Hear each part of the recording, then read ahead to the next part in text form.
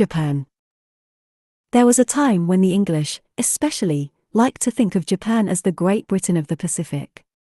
The parallel was developed at many levels, some were less plausible than others, but there was an indisputable hard nugget of reality in the facts of geography. Both are island kingdoms whose people's destinies have been shaped deeply by the sea. Both, too, live close to neighboring land masses whose influence on them could not but be profound. The Strait of Tsushima, which separates Korea from Japan, is about 5 times as wide as the Strait of Dover, it is true, and Japan was able to maintain an isolation from the Asian terra firma far more complete than any England could hope for from Europe. Nevertheless, the parallel can be pressed a good way, and its validity is shown by the concern which Japanese leaders long had about the establishment of a strong power in Korea. It rivals that of the British over the danger that the Low Countries might fall into unfriendly hands. The Japanese proper probably arrived from Korea in about 300 BC, and for a long time there were significant cultural exchanges between the islands and mainland Asia. When Japan emerges in her own historical records, in the 8th century AD, the country was divided up among a number of clans, presided over by an emperor with an ill-defined supremacy and an ancestry traced back to the sun goddess. The Japanese did not occupy the whole of the territory of modern Japan, but lived in the main on the southern and central islands. Here were the mildest climate and the best agricultural prospects. In prehistoric times, the introduction of rice growing and the fishing potential of Japanese waters had already made it possible for this mountainous country to feed a disproportionately large population, but pressure on land was to be a recurrent theme of Japanese history. In AD 645, a political crisis in the dominant clan brought about its downfall and a new one arose, the Fujiwara. It was to preside over a great age of Japanese civilization and to dominate the emperors. There was more than political significance in the change. It also marked a conscious effort to redirect Japanese life along paths of renewal and reform.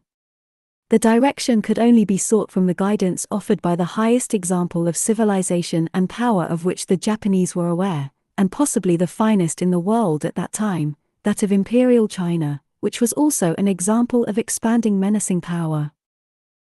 Its continuing and often changing relationship with China is another theme of Japanese history. Chinese, Japanese and Koreans are closely related genetically, though the Ainus, a people who settled in the north of Japan, were of Eastern Siberian origin, and related to the groups who crossed over to America. In prehistoric times, Japan appears to have followed in the wake of the civilization of the mainland, often mediated through Korea. Bronze artifacts, for example, appear in the islands only in the 1st century or so BC. But the first references to Japan in the Chinese records, in the 3rd century AD, still depict a country not much affected by mainland events, and direct Chinese influence was not very marked until the centuries following the Han collapse. Then, increased Japanese contacts with the Korean kingdom seem to have brought the islands fully into the Chinese cultural orbit. These ties were subsequently strengthened by the movement of Buddhist students. Confucianism, Buddhism and iron technology all came to Japan from China. There were attempts to bring about administrative changes on Chinese lines. Above all, Chinese writing had been brought to Japan and its characters were used to provide a written form of the native language. Yet cultural attraction and dependence had not meant political submission. The Japanese central administration was already well developed in scope and scale at the beginning of the period of centralization, and major efforts of reform were made in the 7th and 8th centuries. Yet, in the end, Japan evolved not in the direction of a centralized monarchy but of what might be termed, in a Western analogy, feudal anarchy. For almost 900 years it is hard to find a political thread to Japanese history. Its social continuity is much more obvious.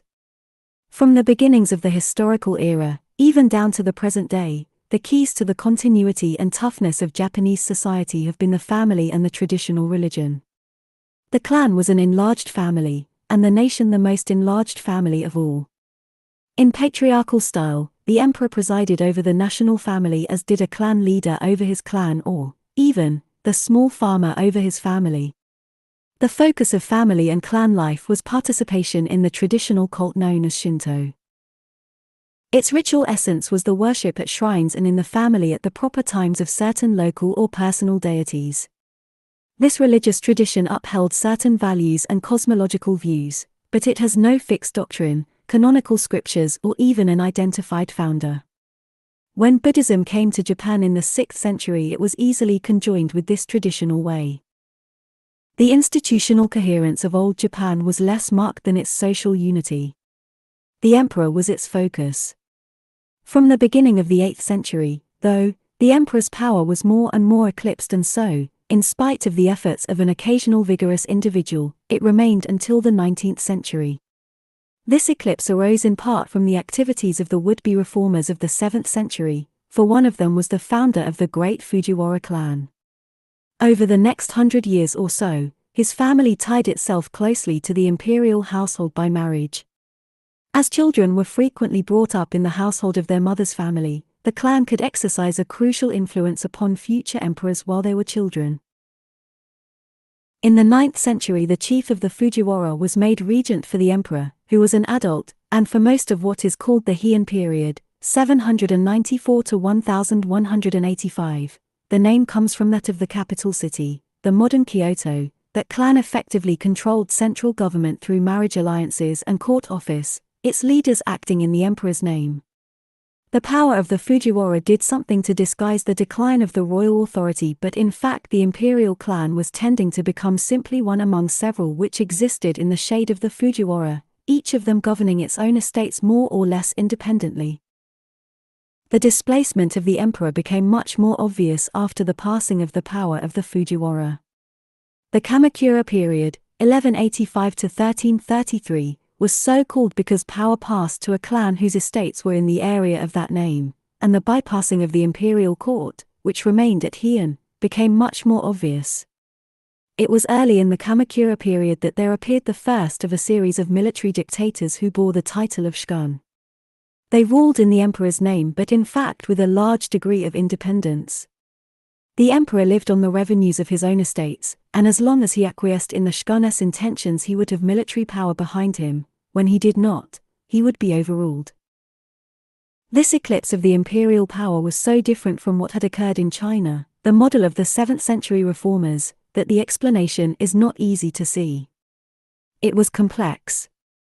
There was a progression through the centuries from the exercise of a usurped central authority in the emperor's name to the virtual disappearance of any central authority at all. No doubt there was a fundamental bias in the traditional clan loyalties of Japanese society and the topography of Japan which would have told against any central power. Remote valleys provided lodgements for great magnates.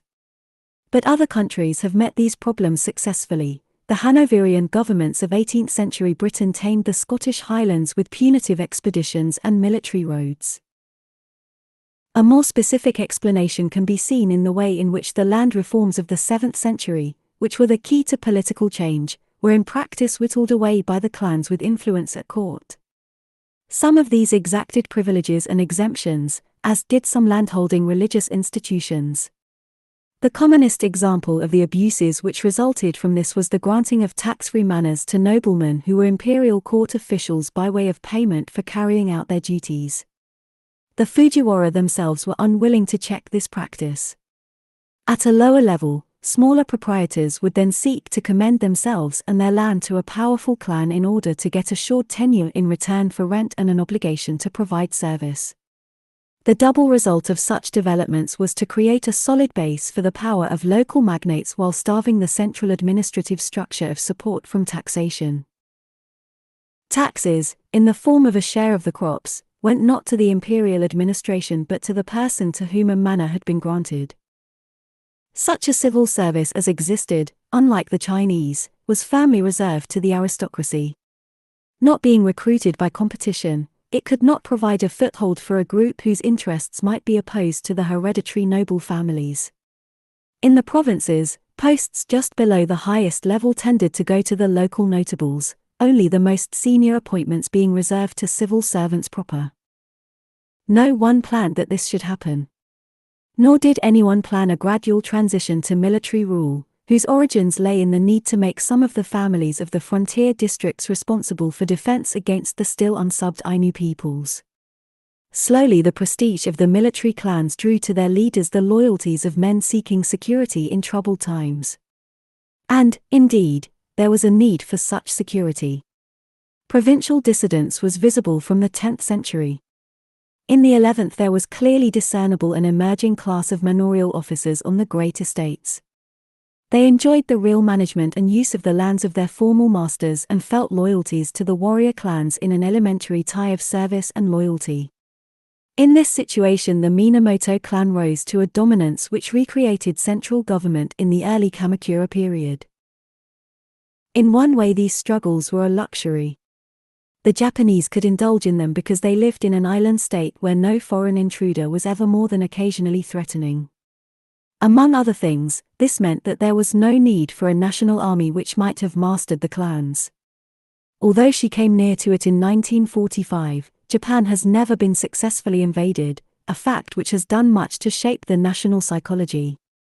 The consolidation of the national territory was for the most part achieved in the 9th century when the peoples of the north were mastered and, after this, Japan rarely faced any serious external threat to her national integrity, though her relations with other states underwent many changes.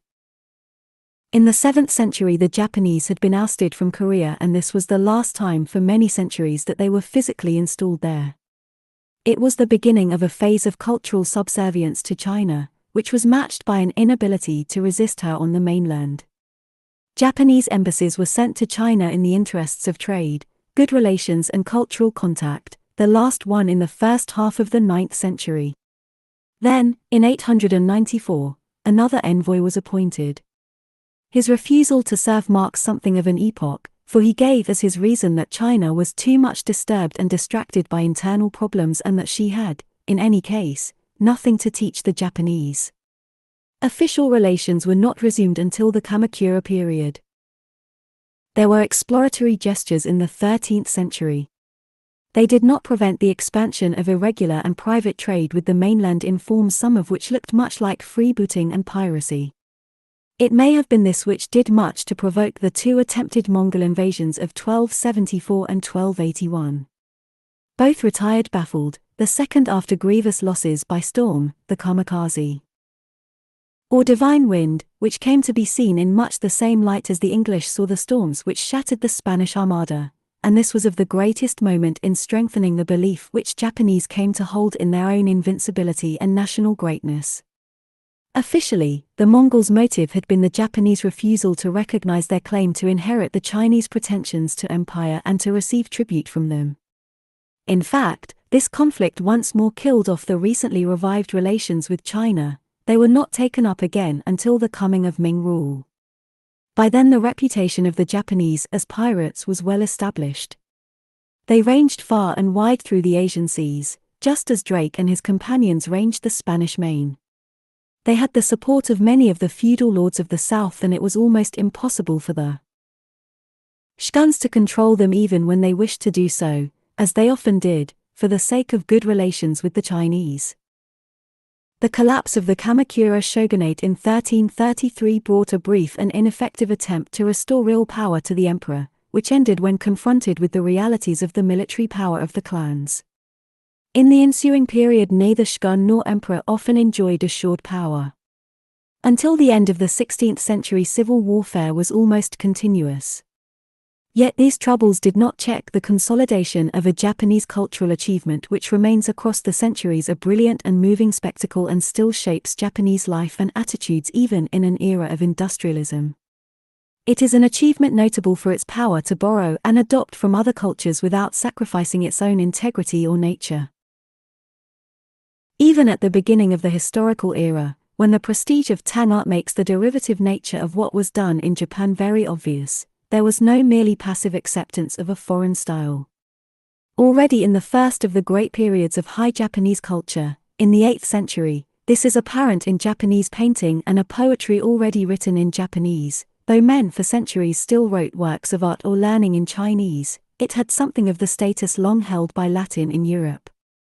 At this time, and still more during the climax of the Fujiwara ascendancy, Japanese art other than religious architecture was essentially a court art, shaped by the court setting and the work and enjoyment of a relatively narrow circle. It was hermetically sealed from the world of ordinary Japan by its materials, subject matter and standards. The great majority of Japanese would have never even seen the products of what can now be discerned as the first great peak of Japanese culture. The peasant wove hemp and cotton. His womenfolk would no more be likely to touch the fine silks whose careful gradations of color established the taste displayed by a great court lady's 12 concentric sleeves than he would be to explore the psychological complexities of the Lady Muraski's subtle novel, The Tale of Genji, a study as compelling as Proust and almost as long. Such art had the characteristics to be expected of the art of an elite insulated from society by living in the compound of the imperial palace. It was beautiful, refined, subtle and sometimes brittle, insubstantial and frivolous. But it already found a place for an emphasis which was to become traditional in Japan, that of simplicity, discipline, good taste and love of nature. The culture of the Heian court attracted criticism from provincial clan leaders who saw in it an affected and corrupting influence, sapping both the independence of the court nobles and their loyalty to their own clans. From the Kamakura period, a new subject matter, the warrior, appears in both literature and painting. Yet, as the centuries passed, a hostile attitude to traditional arts changed into one of respect, and during the troubled centuries the warring magnates showed by their own support for them that the central canons of Japanese culture were holding fast. It was protected more and more by an insularity and even a cultural arrogance confirmed by the defeat of the Mongol invasions. A new military element was also added to this culture during the centuries of war, in part originating in the criticism of the apparently effete court circles but then blending with their traditions. It was fed by the feudal ideal of loyalty and self-sacrificing service, by the warrior ideals of discipline and austerity, and by an aesthetic arising out of them. One of its characteristic expressions was an offshoot of Buddhism, Zen, or Chen in Chinese. Gradually there emerged a fusion of the style of the high nobility with the austere virtues of the samurai warrior which was to run through Japanese life down to the present day. Buddhism also left a visible mark on the Japanese landscape in its temples and great statues of the Buddha himself. Overall, the anarchy was the most creative of all periods of Japanese culture, for in it there appeared the greatest landscape painting, the culmination of the skill of landscape gardening and the arts of flower arrangement, and the end drama. In particular areas, the lawlessness of these centuries could inflict grave social and economic damage. As was long to be the case, most Japanese were peasants. They might suffer terribly from an oppressive lord, from banditry or from the passage of an army of retainers from a rival fief. Yet such damage was nationally insignificant, it seems. In the 16th century a great burst of castle building testifies to the availability of substantial resources. There was a prolonged expansion of the circulation of copper coinage, and Japanese exports, particularly the exquisite examples of the work of the swordsmiths, began to appear in the markets of China and Southeast Asia. By 1600 Japan's population stood at about 18 million. Both its slow growth, it had taken 5 centuries to more than treble, and its substantial urban component rested on a steady improvement in agriculture, which had been able to carry the costs of civil strife and lawlessness as well. It was a healthy economic position. Sooner or later Europeans were bound to come to find out more about the mysterious islands which produced such beautiful things. The first were the Portuguese, who stepped ashore from Chinese ships probably in 1543. Others followed in the next few years and in their own ships. It was a promising situation. Japan was virtually without a central government to undertake the regulation of intercourse with foreigners, and many of the southern magnates were themselves highly interested in competing for foreign trade. Nagasaki, then a little village, was opened to the newcomers by one of them in 1570. This nobleman was a zealous Christian and had already built a church there. In 1549 the first Christian missionary had arrived, St. Francis Xavier. Nearly 40 years later Portuguese missionaries were forbidden. So much had the situation changed, though, the ban was not at once enforced. Among other things brought by the Portuguese to Japan were new food crops originally from the Americas, sweet potatoes, maize, sugarcane. They also brought muskets. The Japanese soon learnt to make them. This new weapon played an important part in assuring that the baronial wars of feudal Japan came to an end, as did those of medieval Europe, with the emergence of a preponderant power, a brilliant, humbly born soldier dictator, Hideyoshi. His successor was one of his henchmen, a member of the Tokugawa family. In 1603 he revived and assumed the old title of shogun and so inaugurated a period of Japanese history known as the Great Peace, which lasted until a revolutionary change in 1868 but was itself an immensely creative period, in which Japan changed significantly. During the Tokugawa shogunate, for 2.5 centuries the emperor passed even further into the wings of Japanese politics and was firmly kept there. Court gave way to camp, the shogunate rested on a military overlordship. The shoguns themselves changed from being outstandingly important feudal lords to being in the first place hereditary princes, and in the second the heads of a stratified social system over which they exercised viceregal powers in the name of the emperor and on his behalf. This regime was called the Bakufu, the government of the camp. The quid pro quo provided by Ieyasu, the first Tokugawa shogun, was order and the assurance of financial support for the emperor. The key to the Japanese political structure was the power of the Tokugawa house itself. Ieyasu's origins had been pretty humble, but by the middle of the 17th century the clan appears to have controlled about 1/4 of Japan's rice-growing land. The feudal lords became in effect vassals of the Tokugawa, linked to the clan by a variety of ties. The term centralized feudalism has been coined to label this system. Not all the lords, or daimyo, were connected to the shogun in the same way. Some were directly dependent, being vassals with a hereditary family attachment to the Tokugawa family. Others were related to it by marriage, patronage or business. Others, less reliable, formed an outer category of those families which had only at length submitted. But all were carefully watched. The lords lived alternately at the shogun's court or on their estates. When they were on their estates, their families lived as potential hostages of the shogun. At Edo, the modern Tokyo, his capital. Below the lords was a society strictly and legally separated into hereditary classes, and the maintenance of this structure was the primary goal of the regime. The noble samurai were the lords and their retainers, the warrior rulers who dominated society and gave it its tone, as did the gentry bureaucrats of China. They followed a Spartan, military ideal symbolized by the 2 swords they carried, and were allowed to use on commoners guilty of disrespect. Bushido, their creed, stressed above all the loyalty owed by a man to his lord. The original links of the retainers with the land were virtually gone by the 17th century, and they lived in the castle towns of their lords. The other classes were the peasants, the artisans and the merchants, the lowest in the social hierarchy because of their non-productive character, the self-assertive ethos of the merchant which emerged in Europe was unthinkable in Japan, in spite of the vigor of Japanese trade. As the aim of the whole system was stability, attention to the duties of one's station and confinement to them was determinedly enforced. Hideyoshi himself had supervised a great sword hunt whose aim was to take away these weapons from those who were not supposed to have them, the lower classes. Whatever the equity of this, it must have told in favor of order. Japan wanted stability, and her society accordingly came to emphasize the things that could ensure it: knowing one's place, discipline, regularity, scrupulous workmanship, stoical endurance. At its best it remains one of humanity's most impressive social achievements. One weakness of this system was that it presumed effective insulation from direct external stimuli to change. It was for a long time threatened by the danger of a relapse into internal anarchy.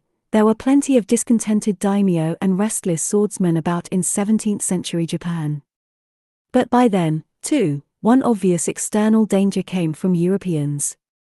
They had already brought to Japan imports which would have profound effect. Among them the most obvious were firearms, whose powerfully disruptive impact went beyond that which they achieved on their targets, and Christianity.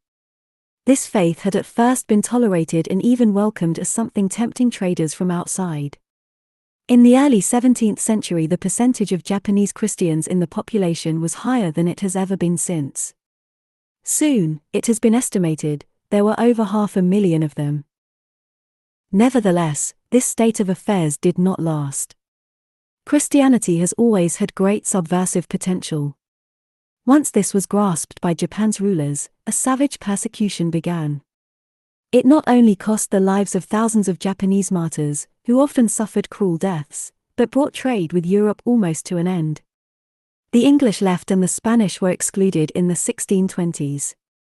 After the Portuguese had undergone a similar expulsion, they rashly sent an embassy in 1640 to argue the toss. Almost all of its members were killed. Japanese had already been forbidden to go abroad, or to return if they were already there, and the building of large ships was banned. Only the Dutch, who promised not to proselytize and were willing as a symbolic act to trample on the cross, kept up Japan's henceforth tiny contact with Europe. They were allowed a trading station on a little island in Nagasaki harbor. After this, there was no real danger of foreigners exploiting internal discontent. But there were other difficulties. In the settled conditions of the Great Peace, military skill declined. The samurai retainers sat about in the castle towns of their lords, their leisure broken by little except the ceremonial parade in outdated armor which accompanied a lord's progress to Edo. When the Europeans came back in the 19th century with up-to-date weapons, Japan's military forces would be unable to match them technically. This could, perhaps, hardly have been foreseen. Nor could another result of the general peace in which internal trade prospered. The Japanese economy became more dependent on money. Old relationships were weakened by this and new social stresses appeared. Payment in cash forced lords to sell most of the tax rice which was their subsistence to pay for their visits to the capital. At the same time, the market became a national one. Merchants did well, some of them soon had money to lend their rulers. Gradually the warriors became dependent on the bankers. Besides suffering a shortage of cash, those rulers found themselves sometimes embarrassed by their inability to deal with economic change and its social repercussions. If retainers were to be paid in coin, they might more easily transfer loyalty to another paymaster. Towns were growing, too, and by 1700 Osaka and Kyoto both had more than 300,000 inhabitants, while Edo may have had 800,000. Other changes were bound to follow such growth. Price fluctuations in the rice market of the towns sharpened hostility towards the wealthy dealers. Here we face the great paradox of Tokugawa Japan. While its rulers slowly came to show less and less ability to contain new challenges to traditional ways, those challenges stemmed from a fundamental fact, economic growth, which in historical perspective now appears the dominant theme of the era. Under the Tokugawa, Japan was developing fast. Between 1600 and 1850 agricultural production approximately doubled, while the population rose by less than half. Since the regime was not one which was able to skim off the new wealth for itself, it remained in society as savings for investment by those who saw opportunities, or went into a rising standard of living for many Japanese. Dispute continues about the explanation of what seems to have been a successful stride to self-sustaining economic growth of a kind which was elsewhere to appear only in Europe. Some reasons are obvious and have been touched upon: the passive advantages conferred by the seas around Japan, which kept out invaders such as the nomads from the steppes who time and again harried the wealth producers of mainland Asia. The shogunate's own great peace ended feudal warfare and was another bonus. Then there were positive improvements to agriculture which resulted from more intensive cultivation, investment in irrigation and the exploitation of the new crops brought from the Americas by the Portuguese. But at this point the inquiry is already touching on reciprocal effects. The improvement of agriculture was possible because it became profitable to the producer, and it was profitable because social and governmental conditions were of a certain kind. The enforced residence of noblemen and their families at Edo not only put rice on the market, because the nobles had to find cash, but created a new huge urban market at the capital which sucked in both labor, because it supplied employment, and goods, which it became more and more profitable to produce. Regional specialization, in textile manufacture, for example, was favored by disparities in the capacity to grow food. Most of Japanese industrial and handicraft production was, as in early industrial Europe, to be found in rural areas. Government helped, too. In the early years of the shogunate there was the organized development of irrigation and the standardizing of weights and currency. But for all its aspirations to regulate society, the government of the Bakufu in the end probably favored economic growth because it lacked power. Instead of an absolute monarchy, it came to resemble a balance of power system of the great lords, able to maintain itself only so long as there was no foreign invader to disturb it. As a result, it could not obstruct the path to economic growth and divert resources from producers who could usefully employ them. Indeed, the economically quasi-parasitical samurai actually underwent a reduction in their share of the national income at a time when producers' shares were rising. It has been suggested that by 1800 the per capita income and life expectancy of the Japanese was much the same as that of their British contemporaries. Much of this has been obscured by more superficial but strikingly apparent features of the Tokugawa era. Some of these, of course, were important, but at a different level. The new prosperity of the towns created a clientele for printed books and the colored woodblock prints which were later to excite European artists' admiration. It also provided the audiences for the new kabuki theater. Yet brilliant though it often was, and successful, at the deepest economic level, if undesignedly, as it was, it is not clear that the Tokugawa system could have survived much longer even without the coming of a new threat from the Europeans in the 19th century. Towards the end of the period there were signs of uneasiness. Japanese intellectuals began to sense that somehow their isolation had preserved them from Europe but also had cut them off from Asia. They were right. Japan had already made for herself a unique historical destiny, and it would mean that she faced the Europeans in a way very different from the subjects of Manchu or Mughal.